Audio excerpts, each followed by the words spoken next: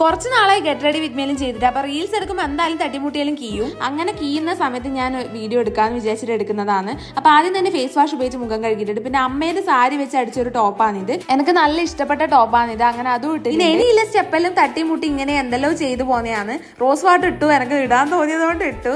പിന്നെ അത് കഴിഞ്ഞിട്ടാകുമ്പോൾ കണ്ണിന് ചുറ്റും ഞാൻ പൗഡർ ഇട്ട് കൊടുക്കുന്നുണ്ട്. വേർക്കുന്നതുകൊണ്ട് എന്താണ് നമ്മളെ ഐലൈനറിൽ ഇടുമ്പം ഒലിച്ചു പോകുന്നതുകൊണ്ട് ഇടുന്നതാണ്. വാട്ടർ പ്രൂഫ് ആണെങ്കിലും നമ്മളൊരു സേഫ്റ്റിക്ക് വേണ്ടിയിട്ട് ഇട്ട് കൊടുക്കുന്നതാണ്, ഡ്രൈ ആവാൻ വേണ്ടിയിട്ട്.